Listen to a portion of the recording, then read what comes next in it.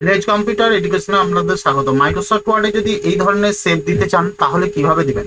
প্রথমে দেখুন আমরা চলে যাব ইনসার্টে যাওয়ার পর যে পিকচারটা দিয়ে আমরা সেভ দিতে চাই সেই পিকচারটা ক্লিক করবো। এখানে পিকচারে ক্লিক করবো, পিকচারে ক্লিক করার পর এখানে যে পিকচারটা আমরা নিতে চাই, ধরুন আমরা এই পিকচারটা নেবো। নেওয়ার পর ইনসার্টে ক্লিক করলাম, ইনসার্ট ক্লিক করার পর দেখুন এখানে পিকচারটা চলে আসবে। পিকচারটা এখানে আমরা ছোট করে নেবো। প্রথমে দেখুন আমরা এটাকে ছোট করে নেবো। এখানে ক্লিক করার পর আমরা এটাকে ধরে ড্র্যাগ করে ছোট করে নেবো। ছোট করার পর এখানে দেখুন আছে পিকচার স্টাইল।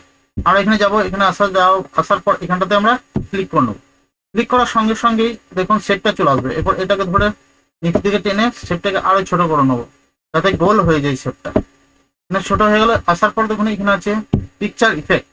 পিকচার ইফেক্টে পড়ার পর দেখুন এখানে শ্যাডো আছে, শ্যাডোর পর এখানে রিফ্লেকশন আছে, গ্লো আছে। আপনারা প্রিসেটে যান, এখানটাতে এসে এটা ক্লিক করবে। ক্লিক করে দিলেই দেখুন আমার পিকচারটা শেপটা ঠিক এইরকম দাঁড়িয়ে যাবে। যদি ভিডিওটা ভালো লাগে অবশ্যই লাইক কমেন্ট শেয়ার করুন, চ্যানেল নতুন হলে চ্যানেলটি সাবস্ক্রাইব করুন। ভিডিওটা দেখার জন্য আপনাকে অনেক অনেক ধন্যবাদ।